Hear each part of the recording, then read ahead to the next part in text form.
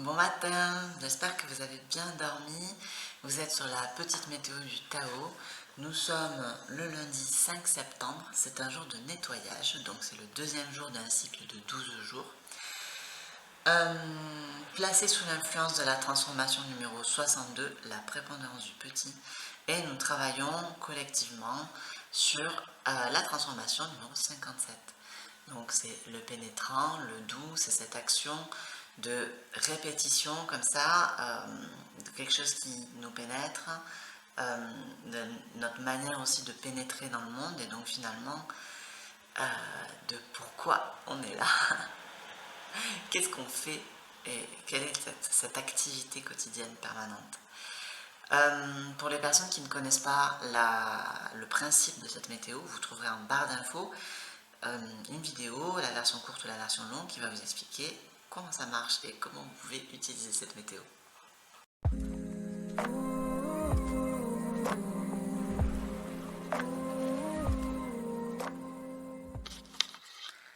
Alors un jour de nettoyage, c'est un jour où on va faire de la place pour le thème qu'on a envie d'explorer. Donc l'idée de cette journée, c'est d'en sortir avec une impression de clarté, différente de l'impression de clarté qu'on a lorsqu'on formule le projet. Là, c'est simplement, voilà, je fais le vide, je fais de la place, j'élimine ce qui me parasite. On n'est pas non plus sur un jour de destruction où là, on va rompre avec de vieux schémas. C'est très différent. Mais ça peut avoir le même effet, par exemple, si on veut signer un contrat, que ce soit sur un jour de destruction ou sur un jour de nettoyage, ça peut nous amener à voir ce contrat par la suite aboutir moins bien ou ne pas si bien, être mis en échec en fait par des circonstances qu'on ne maîtrise pas plus tard, voilà, dans le futur. C'est le seul point commun qu'il y a avec un jour de destruction.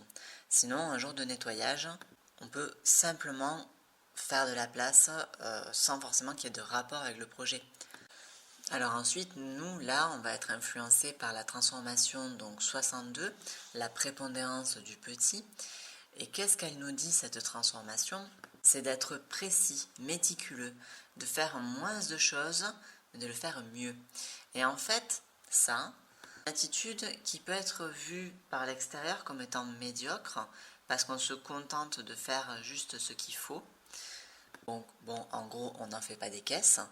On se contente d'être juste là où on doit être. Et ça peut être perçu comme une attitude un peu chiche, vous voyez, un peu mesquine. Mais en fait, c'est une attitude qui se rapproche très fort de l'humilité, hein, voilà. Donc là, on n'est quand même pas dans la transformation de l'humilité, on est dans la prépondérance du petit. Et donc ça, le conseil, en fait, c'est de ne pas chercher à s'élever.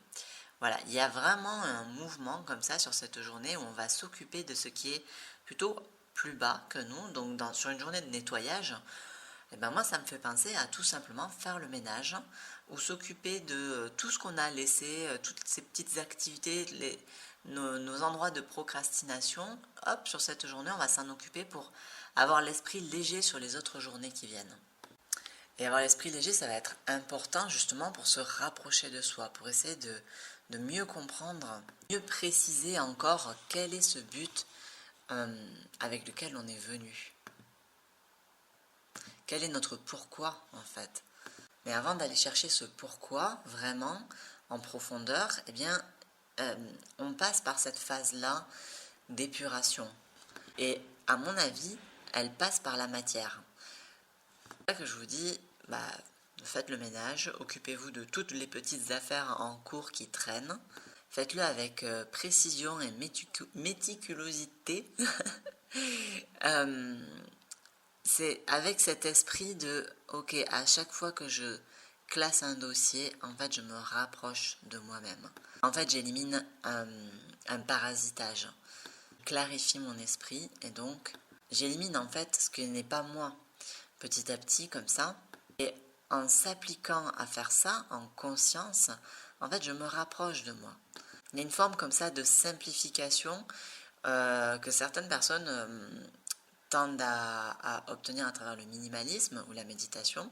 Sur une journée comme celle-là, avec la fonction de nettoyage placée sous l'influence de la prépondérance du petit, il y a clairement cet esprit-là en fait. on peut tout à fait regarder les objets autour de soi et se demander s'ils sont vraiment s'ils ont vraiment leur place dans notre vie. On peut faire ça à l'échelle d'une trousse de toilette ou d'une chambre. On peut faire ça à l'échelle d'une relation ou de certaines de nos activités. L'idée, c'est d'aller vers une simplification pour voir un petit peu plus clair le portrait qui se dessine dans le miroir, voyez, pour arriver à faire plus facilement le tour de soi, saisir le sens en fait, le sens général de notre vie, quoi. C'est pas un sens mental, c'est le fait d'avoir une sensation que les choses ont un sens, en fait. On cherche souvent le sens de sa vie dans des considérations mentales, mais en fait, c'est surtout une sensation. On peut avoir cette sensation justement en ayant clarifié sur une journée comme celle-ci notre environnement et notre esprit.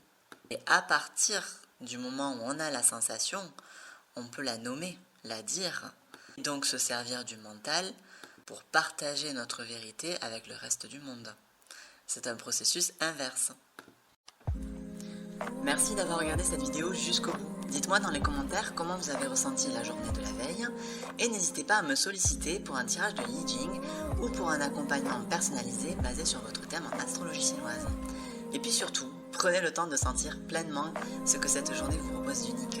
À demain!